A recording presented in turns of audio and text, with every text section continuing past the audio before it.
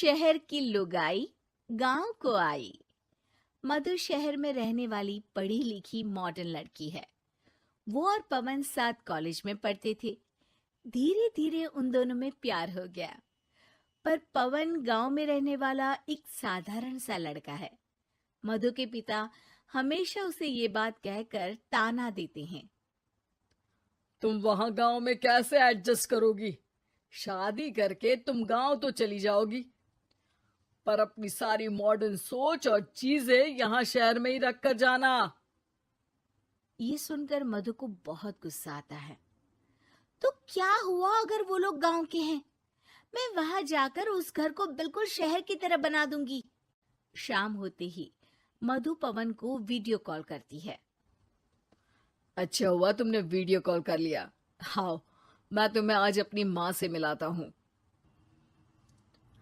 अरे बिट्टू, क्या कर रहा है? ये क्या है? दूर करना इस टुनटुने को। जाने कौन दिख रहा है इसमें तो। अरे माँ, आपकी बहू का वीडियो कॉल है।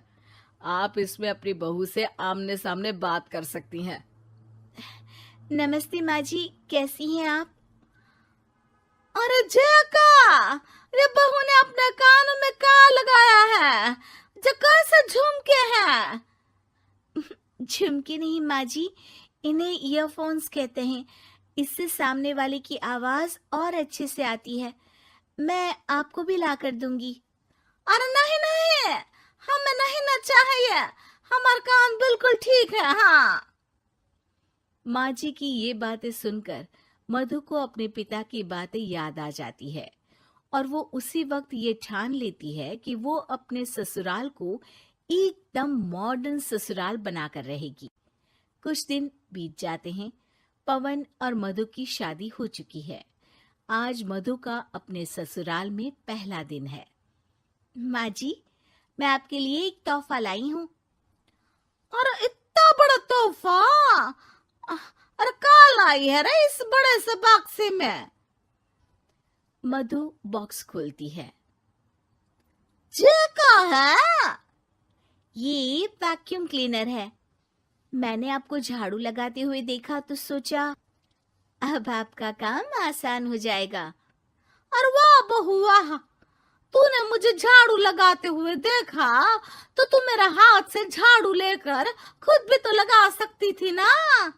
पर नहीं, तूने तुझे मशीन लाकर मेरे हाथ में दे दी कि यह काम हमेशा मैं ही करूं। ये आजकल की शहरी छोरियां बिल्कुल नहीं बदलेगी। मधु को मन ही मन गुस्सा आता है, पर फिर भी अपना गुस्सा भूलकर मधु माजी को वैक्यूम क्लीनर इस्तेमाल करना सिखाती है। अगले दिन मधु सुबह उठती है तो ये आंगन में से कैसी आवाजें आ रही हैं? मधु दौड़ती दौड़ती आंगन में जाती है और देखते ही चौंक जाती है। अरे माँ जी, ये आप क्या कर रही हैं? और वो क्या है ना, सुबह मैं जब कुएं से पानी निकाल रही थी तो मेरे कान की बाली उसमें गिर गई थी। तो ये तेरा वैक्यूम ना सारी चीजें अपनी तरफ खींच लेता है ना, तो मेरी बाली भी तो निकाल ही देगा। उसी की कोशिश कर रही हूँ, पर न जाने क्यों अब ये चालू ही नहीं हो रही तेरी मशीन। अब वो चालू होगी भी नहीं। पर अब कुएं में से पानी निकाल क्यों रही थी? अरे कमाल करती हो ना बहू। पीने के लिए पानी क्या तेरे मायके से लाऊं मैं? अरे कुएं से ही तो निकालना पड़ता है। हाँ, पीने के लिए पानी, और वो भी कुएं से। मधु दिमाग लगाती है और थोड़ी ही देर में घर में वाटर प्यूरिफायर लगवा देती है। ये देखिए माँ जी, इसमें बस एक बार पानी भर देंगे तो नल में पानी साफ होकर बाहर आएगा। अरे वाह रे बहू, ये तो बहुत ही बढ़िया चीज है। रात हो जाती है। मधु जैसे ही प्यूरिफायर का नल चालू करती है तो वो अचानक से फट जाता है और सब जगह पानी पानी हो जाता है। अरे ये क्या हुआ? ये क्या हो गया? मैंने तो बस इसमें उबला हुआ पानी डाला था, ये इतनी जल्दी खराब हो गया। अरे ये सारी शहरी चीजें सब ऐसी ही होती है कबूरी। क्या आपने इसमें उबला पानी डाला था? हाँ तो फिर पानी तो तभी साफ होगा ना जब उसे उबालेंगे। ये मशीन का कोई जिन है जो हमने जो बोला वो कर देगी है? मधु को बहुत गुस्सा आता है। इस तरह तो मेरा अपने ससुराल को मॉडर्न बनाने का सपना अधूरा ही रह जाएगा। नहीं, मैं इस तरह से हार नहीं मान सकती। थोड़े ही दिन में मधु पूरे किचन को मॉड्यूलर किचन में बदल देती है। अरे वाह बहुआ, इतनी सारी अलमारियां! माँ जी मॉड्यूलर किचन देखकर बहुत उत्सुक हो जाती है। ये बक्सा का है। बहू ने शायद गलती से इसे यहाँ रसोई में रख दिया है, पर है तो ये बहुत ही बढ़िया। अगले दिन सुबह, अरे मायरी क्या हो गया? मैं तो बर्बाद हो गई। मेरी सारी पूंजी जलकर राख हो गई। हे राम, अब मैं क्या करूं? माँ जी की रोने की आवाज सुनकर मधु दौड़ी दौड़ी किचन में आती है और इतना धुआं देखकर घबरा जाती है। ये सब कैसे हुआ माँ जी? ये आग कैसे लगी?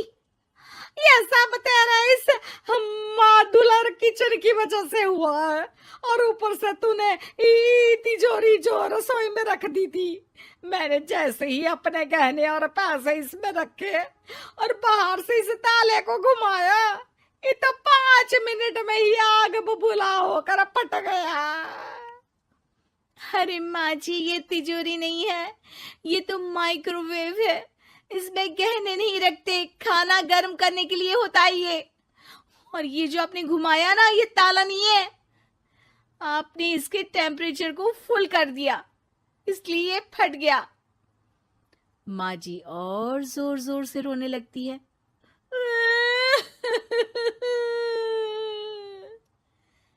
मधु सर पीट लेती है और कसम खाती है कि अब ससुराल को मॉडर्न बनाने की कोई कोशिश नहीं करेगी।